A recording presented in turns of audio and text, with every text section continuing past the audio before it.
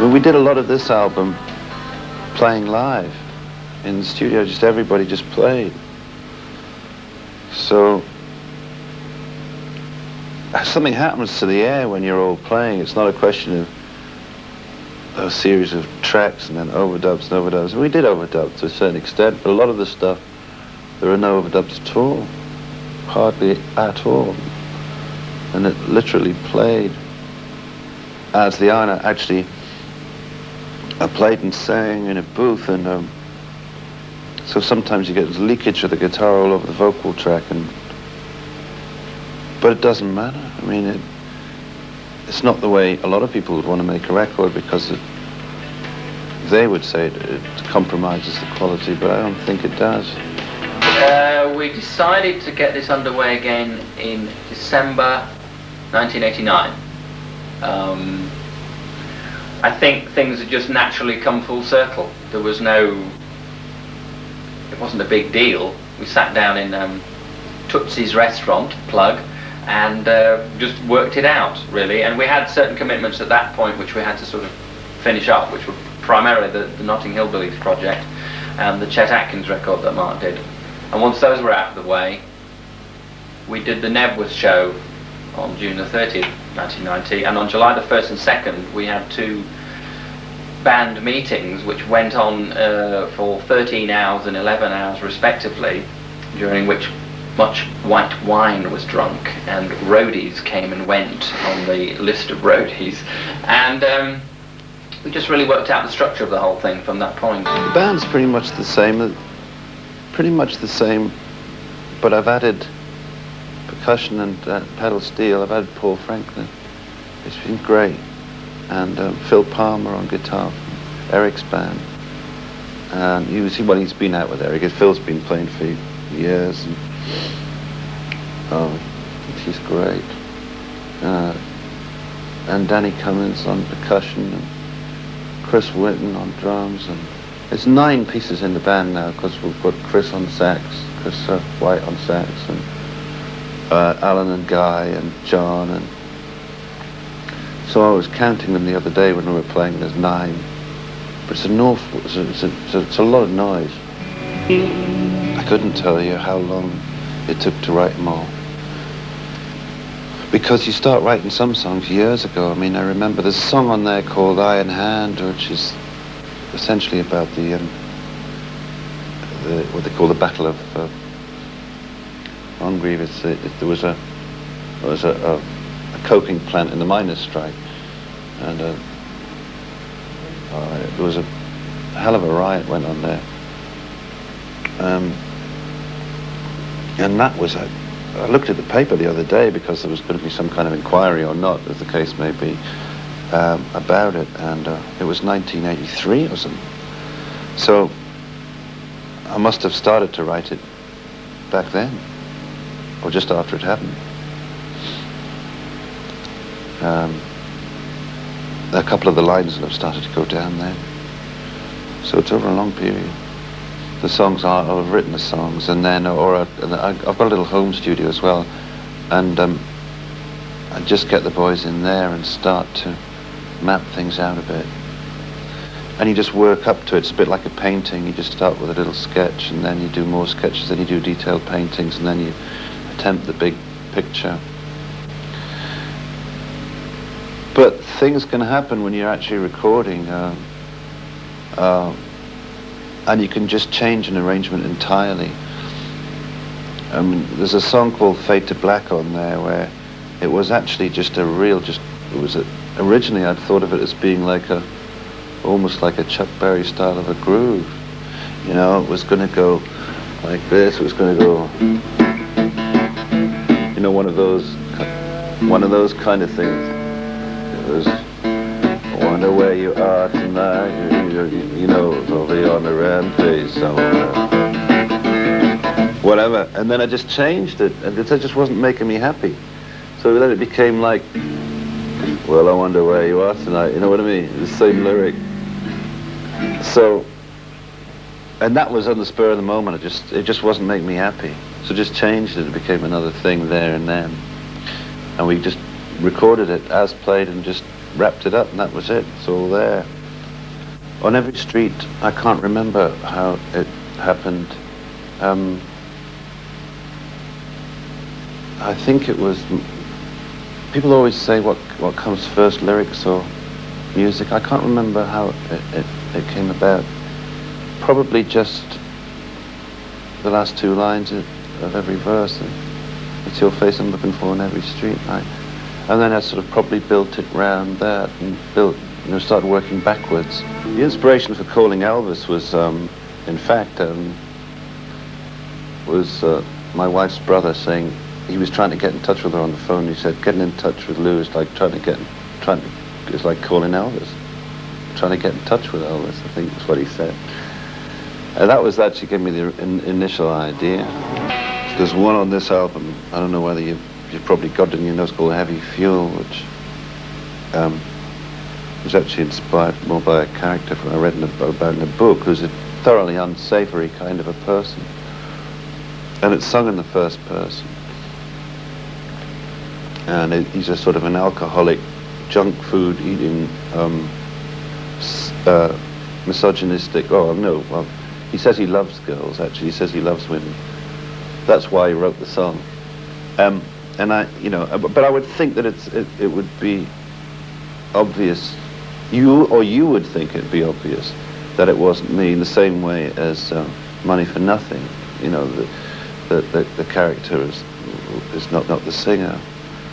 But it's a dicey area, in fact, because a lot of people still will.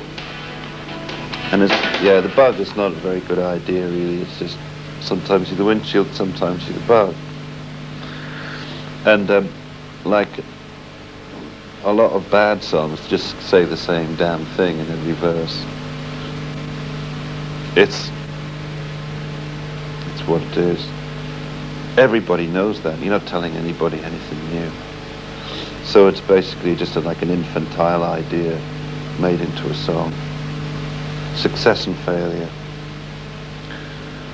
But geez, I think that's what it's about. Yeah, that sort of thing. Sometimes you win, sometimes you lose. I didn't actually put that in the song. Geez, I should have thought of that. More, if I was rigid about it and retentive about it, say, well, that's a different kind of thing, but a different kind of thing. And the record's all got to hang together with its... But I'm not concerned about that. I think the best thing is slap it all in. Say, well, that is the mess that is this man's mind at the moment, that album. Once we decided to do it, it was very much that everybody had to make a real commitment to do it, because it was likely to be pretty big in its dimensions and the size of it, and it was likely to go on for quite a long time. And of course the other thing that was important was that Mark felt that he could get the thing musically going at the same sort of level as when we left off. We had to be absolutely sure that it was going to work from a creative point of view. There's no point everybody do it. I mean, we never went into it from the perspective of going out and doing a greatest hits medley and making tons of money. It was very much, let's move. We've got to go to a whole lot more places that we've never been before, because people have been complaining so much, and people get really bitter if you don't go. I mean, in the 12 years of touring, we never got to Portugal, for instance. For some reason, we just never did. On the last tour, I was really sick because we never got back to Ireland, and it was so great being there and playing. And so we will there. South America, we've never done, or we've got to get there. Chile and Argentina and Brazil, I really want to do that. So we're going to do that. Eastern Europe, well, we've only done Yugoslavia and Hungary so far, so we've got to, hopefully, Czechoslovakia to do, Poland to do, Romania, I don't know, or we'll just try and do what we can do. It's one of those things, the last tour we could have just gone on playing round and round and round and round, could have been doing it now. But, so this time we are going to try and make a real effort to get to places that we didn't make last time. You get more songs up than you're playing in the set. That's what we'll be doing, is is just to be able to change things around a lot from night to night, so that you don't get into that recital mode so much. That's the way to do it. And there's a lot of other things that you can do to break it up, and I think that we know enough now to not so that won't happen. That's the obvious thing. It's the obvious question and it's this first question you ask yourselves. It's, how can you make it? You make yourself live with it better than you have before. But you do get used to it. It's a funny thing that maybe actors do too, or good actors. They might find themselves in a dressing room on a rainy day somewhere in the middle of nowhere and wonder what the hell they're doing. But you can't wonder very long, because after all, you chose to do it. You chose to be an actor. That's what you want. That's what you're good at. That's what your job is. And if I'm in a dressing room in somewhere horrible on a rainy day in the afternoon, and I think, what the hell am I doing here? And I could be somewhere a lot more sensible with some people that, sometimes you say, well, maybe you should be somewhere else enjoying yourself. And how long would you want? That's what you do. It's what you do. It's what you are. It's what you do. And people like you that put a lot, they've invested a lot in your being there. They're really pleased about the fact that you've shown up to play. It means a lot to them, and that means a lot to me. Already sort of mentally adjusted to that, if you know what I mean. I mean, the highs are really high when you're playing it, really high. And the lows can be pretty low, but the highs make it worth it. Mark said to me, are you, i.e. me, are you going to try and set any records? And I said, no, I wasn't thinking of it. I said, because if you try and do it, it won't work.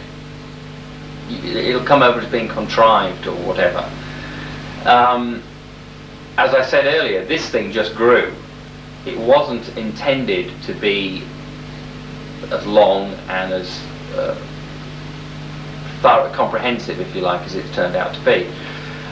And as far as it being the biggest of all time, I don't know whether that is in fact the case. What we're doing is we're playing, as far as I know, to more people than anybody's attempted to play to on one tour, which has a definable beginning, middle and end. I don't know whether individual shows will be bigger than anybody else's individual shows, and I certainly don't know whether or not the financial end of it will be quite as it's been expressed in some of the popular papers. I mean, some of the figures that are being bandied about are utterly ridiculous. One paper said that we were going to earn £1,750 million, and my only comment is that he must have been in a dark cupboard with a solar calculator. It's fun to do it. It's what you do. I'm really looking forward to it. So is everybody else. The boys are all agog. Crikey. I think so anyway.